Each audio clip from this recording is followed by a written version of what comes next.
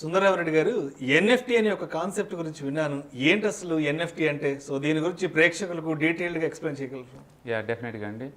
And ఇది పురాతన వస్తువులు ఏలం పట్టగా ఉంటాయి. అప్పుడప్పుడు మనం వింటా ఉంటాం కదా, టిప్పు సుల్తాన్ కత్తి ఇంత కమ్ముడు పోయింది, గాంధీజీ రాసిన డైరీ, స్వాతంత్ర సమరయోధులకు సంబంధించిన వస్తువులు ఇట్లాంటివి, వాళ్ళు వాడిన వస్తువులకి ఇంత రేట్లు ఉందని చెప్పేసి, లేకపోతే మొనాలిసా పెయింటింగ్ ఇంత అమ్ముడు పోయిందనేది అది ఓల్డ్ వెర్షన్, అది మోడర్న్ వెర్షన్ ఎన్ఎఫ్టీ అనమాట. సింపుల్గా చెప్పాలంటే అదే ఓల్డ్ వెర్షన్ ఏలం పట్ట అనేది. అది ప్రపంచంలో ఏదో ఒక మూల ఫిజికల్గా జరిగే ఆక్షన్, రైట్. దాన్ని మనం మోడర్న్ వెర్షన్ మనం ఎన్ఎఫ్టీ అనుకోవచ్చు. సో బేసికల్గా ఎన్ఎఫ్టీ అంటే నాన్ ఫంగబుల్ టోకెన్స్ అనమాట. Non fungible tokens. ఫంగబుల్ అంటే నేను నీకు 100 రూపాయలు నోట్ ఇచ్చాను అనుకోండి, మీరు నాకు తిరిగి 100 రూపాయలు ఇచ్చారనుకోండి, అది 2 ఈక్వల్ అయిపోతుంది. ఆ 2 ఈక్వల్ అయిపోతుంది. ఒకవేళ ఎవరన్నా వీఐపీ మీ 100 రూపాయల మీద సిగ్నేచర్ చేశారనుకోండి, మోడీ సైన్ చేశారనుకుందాం మీ దగ్గర 100 రూపాయల నోటు మీద, ఇప్పుడు నేను 100 రూపాయల నోట్ ఇస్తాను, నాకు ఆ 100 రూపాయల నోట్ ఇస్తానంటే మీరు ఎవరు? మనసు రాదు. ఎందుకంటే అది one of the celebrities sign చేసిన నోటు కదా.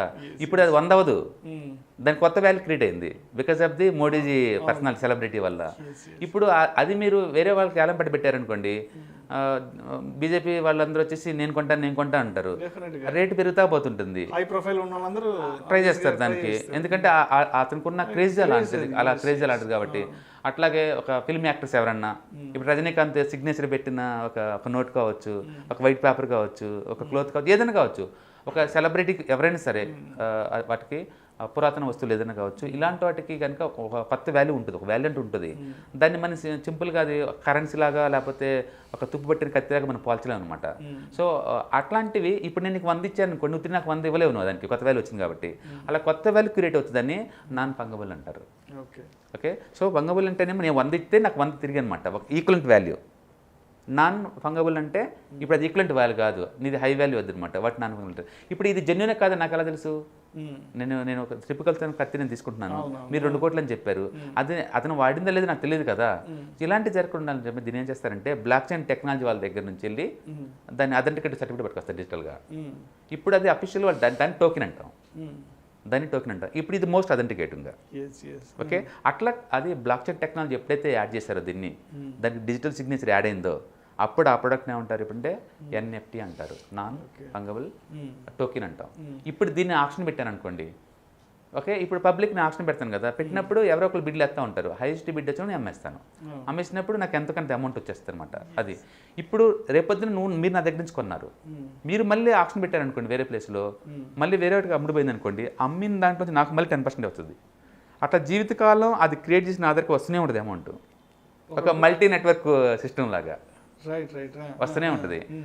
ఈ ఎన్ఎఫ్టీ అనేది ఒక మీ పాత పెయింటింగ్ అయి ఉండొచ్చు, లేదా మీరు వేసిన లేటెస్ట్ పెయింటింగ్ అయి ఉండొచ్చు, లేదా ఒక విఐపీ పెట్టిన సిగ్నేచర్ అయి ఉండొచ్చు, లేదా ఒక వీడియో క్లిప్ అయి ఉండొచ్చు, ఒక ఇంటర్నెట్ మెసేజ్ కావచ్చు, లేదా ఒక ట్వీట్ కావచ్చు, ఏదైనా ఉండొచ్చు.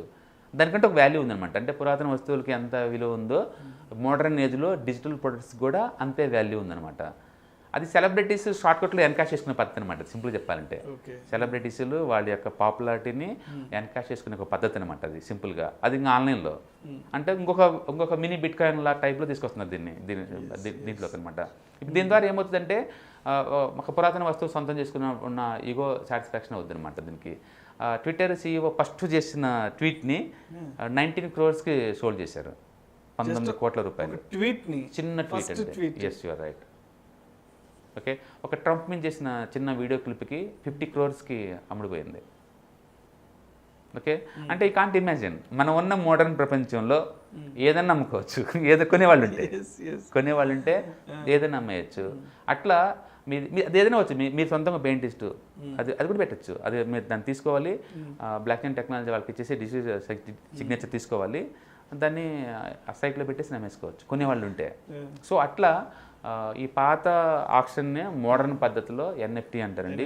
ఇండియాలో ఇప్పుడు రీసెంట్గా అయితే సల్మాన్ ఖాన్ స్టార్ట్ చేశారు, అండ్ అమితాబ్ బచ్చన్ స్టార్ట్ చేశారు, విజేపీలు అందరూ ఆ ఏరియాలో ఉన్నారనమాట. ఈ సెలబ్రిటీస్లు ఎన్కాష్మెంట్ చేసే కల్చర్ బాగా పెరిగిపోయింది ఈ షార్ట్కట్ క్రిప్టో కరెన్సీ వచ్చిన తర్వాత. ఇది నిజంగా సొసైటీకి ఏమన్నా యూజ్ అయ్యేది అని అంటే పురాతన వస్తువుల సేకరణ ఎప్పటి నుంచో ఉంది. స్టాంప్ కలెక్షన్ కావచ్చు, అది చాలా తక్కువ మందికే ఉపయోగపడే అసెట్ అండి అది. పూర్వులకి లేదా మిడిల్ క్లాస్ వాళ్ళకి అది ఎలా యూజ్ అవుతుందో నాకైతే తెలియదు.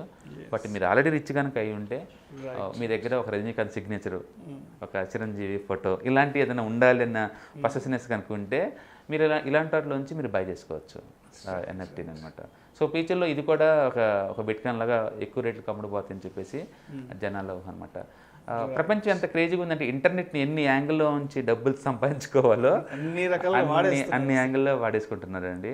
అండ్ నిజం చెప్పిన సొసైటీకి వీటి ద్వారా ఎలాంటి ఏదైనా కాంట్రిబ్యూషన్ అవుద్దా లేదా ఐఎమ్ నాట్ షూర్. దానివల్ల ఎలాంటి ఏదైనా ఒక కంపెనీ ఉందనుకోండి, ఎంప్లాయ్మెంట్ వస్తుంది, కస్టమర్స్కి ప్రొడక్ట్స్ వస్తాయి, వెండర్స్కి సప్లిమెంటరీ చేస్తుంది, డీలర్స్కి కమిషన్లు వస్తాయి, గవర్నమెంట్కి ట్యాక్స్ వస్తుంది. చాలా పెద్ద మెకానిజం అది. కంపెనీ లాభాల్లో ఉండాల్సిన అవసరం లేదు. అది లాసుల్లో ఉన్న చాలామందికి లైఫ్ ఇస్తుంది. కొంచెం ఎంతకంత కాంట్రిబ్యూషన్ ఉంది. ఈ మోడర్న్ అసెట్ల వల్ల నిజానికి ఎవరికి కాంట్రిబ్యూట్, మేబీ సెలబ్రిటీకి కాంట్రిబ్యూట్ అవుతుంది, సొసైటీకి ఎలాగో నాకు తెలీదు. బట్ మీరు కనుక ఏదైనా సెలబ్రిటీ కానీ ఏదైనా పురాతన వస్తువులు సొంతం చేసుకోవాలంటే ఈ మోడర్న్ ఏజ్లో డిజిటల్గా ఇలాంటివి చేసుకోవచ్చు. రేపొద్దున ఫ్యూచర్లో మంచి ప్రైస్ వచ్చింది అనుకోండి, అమ్ముకోవచ్చు అనమాట. బేసిక్గా యూనిక్నెస్ అంటారు కదా, అది హై లెవెల్లో ఉన్న వాటిని కొనుక్కోవడానికి ఈ ప్లాట్ఫామ్ బాగా యూజ్ అవుతుంది అనమాట. ఈ మధ్య యూత్ దానికి కూడా పోటీ పడుతున్నారు, అట్రాక్ట్ అవుతా ఉన్నారు. సో ఫ్యూచర్లో మరి నెక్స్ట్ ఇంకేం వస్తుందో మనకు తెలియదు. కానీ కరెంట్ అయితే ఒక 10 years బ్యాక్ కనుక క్రిప్టో కరెన్సీ ఏ స్టేజ్లో ఉందో ప్రస్తుతానికి ఎన్ఎఫ్టీ ఆ స్టేజ్లో ఉంది. నెక్స్ట్ లెవెల్కి మేబీ మీరు కూడా విష్ణు గారు సైన్ పెట్టిన సిగ్నేచర్ అండి అని అనుకోవచ్చు. ఏమో సెలబ్రేట్ అయిన తర్వాత సువర్ణంగా ఆడుకోవచ్చు. Thank you so much Sundara Reddy గారు. ఎన్ఎఫ్టీ అనే ఒక కొత్త కాన్సెప్ట్ గురించి ప్రేక్షకులకు పరిచయం చేశారు. Thank you so much sir.